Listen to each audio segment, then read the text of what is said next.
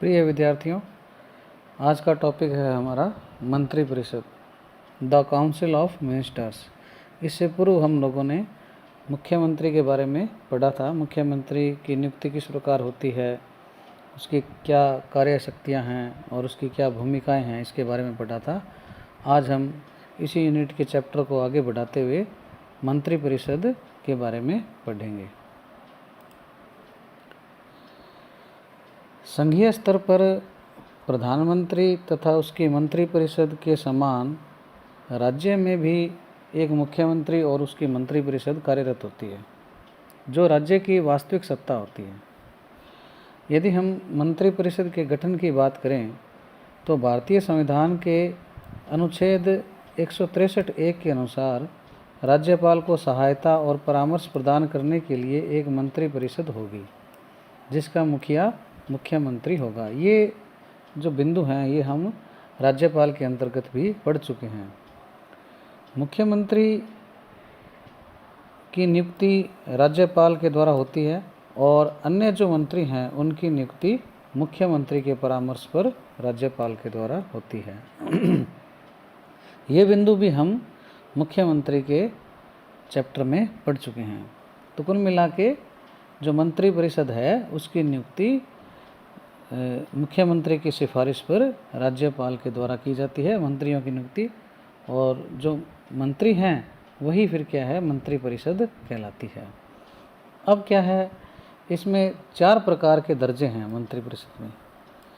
पहला है कैबिनेट मंत्री, दूसरा राज्य मंत्री, तीसरा उपमंत्री और चौथा है संसदीय सचिव। तो ये 4 प्रकार के जो मंत्री हैं ये मिलकर ही मंत्रिपरिषद का निर्माण करते हैं। ज़्यादातर सामान्यतः देखते हैं कि जो महत्वपूर्ण और संवेदनशील तथा बड़े साइज के डिपार्टमेंट हैं या विभाग हैं या मंत्रालय हम कह सकते हैं, और उनको क्या है, वरिष्ठ अनुभवी तथा प्रभावी जो राजनेता हैं उनको प्रदान किए जाते हैं। जो बड़े डिपार्टमेंट हैं, संवेदनशील है, महत्वपूर्ण हैं, और जो ये डिपार्टमेंट होते हैं इनको हम क्या कहते हैं, कैबिनेट मंत्री कहते हैं। इनको कैबिनेट कहते हैं। इसमें जो मंत्री होते हैं इन विभागों के, बड़े विभागों के जो महत्वपूर्ण है, संवेदनशील है, तो उनके मंत्री क्या कहलाते हैं, कैबिनेट मंत्री। कैबिनेट के पश्चात राज्य मंत्री का दर्जा आता है। यहाँ राज्य का मतलब प्रांत से नहीं है, बल्कि जो मध्यम स्तरीय मंत्री है उससे है। कुछ बड़े विभागों में कैबिनेट तथा राज्य दोनों प्रकार के मंत्री भी होते हैं। और राज्य मंत्री के पश्चात जो दर्जा आता है वो है उपमंत्री। यह निम्न स्तरीय मंत्री है। इसके पश्चात आता है संसदीय सचिव। संसदीय सचिव का जो पद है भारतीय मंत्रिपरिषद में उन लोगों के लिए होता है जिन्हें मंत्री पद के लिए क्या है, प्रशिक्षण देना होता है। सामान्यतः संसदीय सचिव के रूप में नियुक्तियां बहुत कम होती है। राजस्थान में विधानसभा नियमों में संसदीय सचिव को मंत्री का दर्जा दिया गया, परंतु अप्रैल 2008 में एक कमेटी गठित हुई थी जिसके अध्यक्ष जो थे विधानसभा के उपाध्यक्ष रहे हैं रामनारायण बिश्नोई। उन्होंने क्या है, संसदीय सचिवों को मंत्री न मानने की सिफारिश की थी, क्योंकि उस समय राज्य मंत्रिपरिषद में निर्धारित जो है मतलब 15% होना चाहिए, वो हम आगे पढ़ेंगे, उससे ज़्यादा थे, अर्थात 3 होने चाहिए जबकि 6 थे। तो उन्होंने क्या है, संसदीय सचिव को मंत्री नहीं माना। उनका यह तर्क था कि इसकी नियुक्ति जो है संसदीय सचिव की वो राज्यपाल नहीं करता और वे शपथ भी मुख्यमंत्री के सामने लेते हैं, तो संसदीय सचिव को मंत्री नहीं माना जाना चाहिए। राज्य सरकार के जो महाधिवक्ता है उन्होंने भी राज्य सरकार को परामर्श दिया कि संसदीय सचिवों को मंत्री नहीं माना जाए। आधिकारिक रूप से संसदीय सचिव का कुछ भी कार्यदायित्व नहीं होता तथा उसे राज्य मंत्री के समान क्या है, वेतन भत्ते और सुविधाएं मिलती है। दरअसल संसदीय सचिव का जो पद है वह मंत्री पद के प्रशिक्षण के लिए राजनीतिक व्यवस्थाओं के कारण प्रचलित हुआ ये। इसके पश्चात हम देखते हैं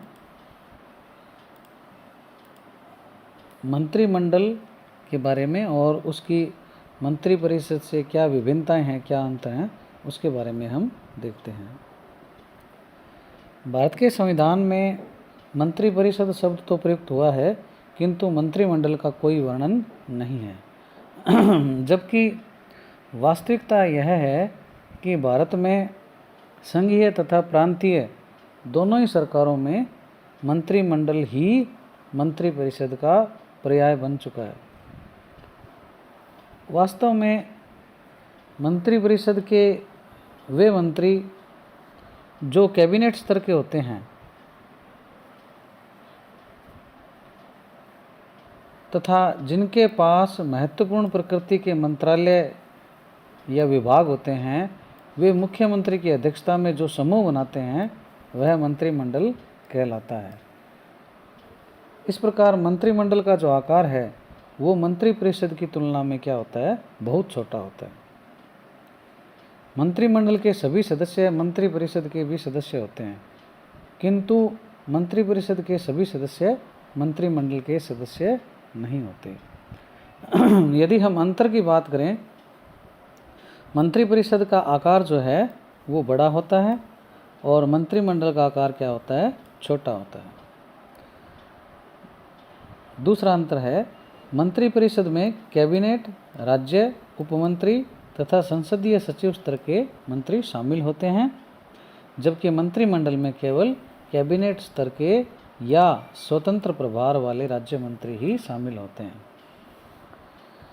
तीसरा अंतर है, मंत्रिपरिषद संपूर्ण मंत्रिपरिषद का एक भाग होता है, जबकि मंत्रिपरिषद मंत्रिमंडल का भाग नहीं होता। चौथा अंतर है, मंत्रिपरिषद शब्द का वर्णन हमारे संविधान में है, जबकि मंत्रिमंडल शब्द तथा इस संस्था को निर्माण केवल सुविधा की दृष्टि से किया गया है, संविधान में इसका वर्णन नहीं है। वर्तमान भारतीय संसदीय व्यवस्था में मंत्रिमंडल ही महत्वपूर्ण निकाय है। मंत्रिमंडल का जो निर्णय है वो मंत्रिपरिषद का निर्णय भी माना जाता है। मंत्रिपरिषद का आकार राज्य के मुख्यमंत्री, उसकी पार्टी, राजनीतिक बाध्यताओं पर निर्भर करता है। संविधान में 91वां जो संविधान संशोधन है 91वां 2003 में हुआ था, और उस संशोधन से क्या हुआ कि राज्य विधानसभा की कुल संख्या जो है, जैसे हमारे राजस्थान में कितनी है, 200 हैं, तो उस 200 का 15% जो विधायक हैं वही मंत्री बनाए जा सकते हैं। और इसमें यह भी प्रावधान है कि मुख्यमंत्री सहित 12 से कम मंत्री नहीं हो सकते। तो हमारे राजस्थान में क्या है, मुख्यमंत्री सहित 30 मंत्री बन सकते हैं। जब एक राजनीतिक दल पूर्ण बहुमत में होता है तो मुख्यमंत्री अपनी मंत्रिपरिषद का आकार क्या है, छोटा रख सकता है। लेकिन जब कई दलों की या निर्दलीयों को लेकर सरकार बनाई जाती है तो मजबूरी में मंत्रियों की संख्या ज़्यादा रखनी पड़ती है। ये जो संविधान संशोधन है 91वां, इसके बाद में क्या है, मंत्रिपरिषद में सदस्यों की संख्या क्या है, निश्चित हो गई।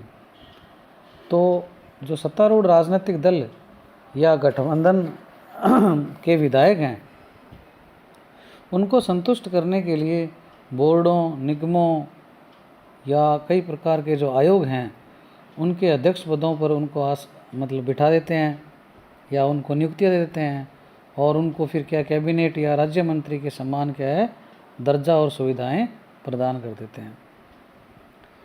उदाहरण के लिए राजस्थान राज्य समाज कल्याण सलाहकार मंडल है, इंदिरा गांधी नहर बोर्ड है, राजस्थान आवासन मंडल है, राजस्थान अल्पसंख्यक बोर्ड है, मेवात विकास बोर्ड है, मदरसा बोर्ड है, राज्य सैनिक कल्याण बोर्ड है, पशुपालक कल्याण बोर्ड है, राज्य भंडारण निगम है, राज्य बीज निगम है, अल्पसंख्यक वित्त व विकास निगम है, राज्य सफाई कर्मचारी आयोग है। इस प्रकार से काफ़ी संख्या में क्या है आयोग बोर्ड बने हुए हैं, जहाँ पर क्या है राजनीतिक नियुक्तियाँ दी जाती है। कई बारी सम्मान के रूप में भी किसी व्यक्ति को कैबिनेट या अन्य राज्य मंत्री का दे दिया जाता है।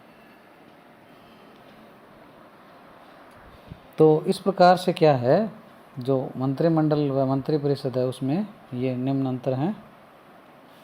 और अब हम आगे देखते हैं मंत्रिपरिषद में जो मंत्री हैं उनकी योग्यताएं क्या हैं।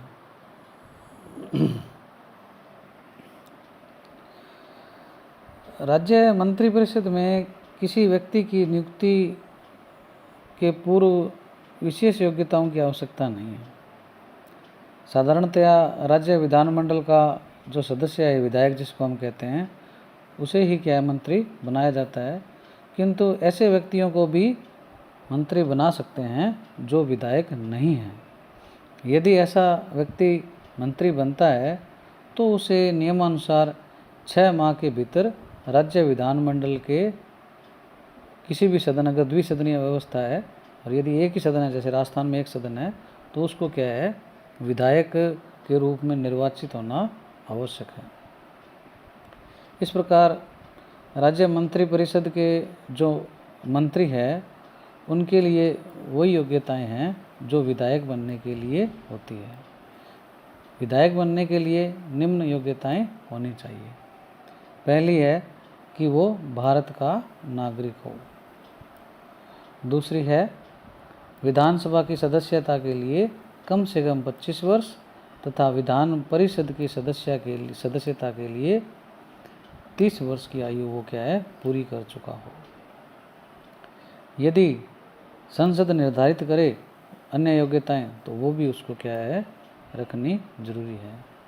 विकृत चित्त यानी पागल, दिवालिया या अन्य लाभ के पद पर व्यक्ति कोई लगा हुआ है तो वो भी क्या है इसके लिए अयोग्य घोषित होता है। विधायकों के द्वारा मंत्रियों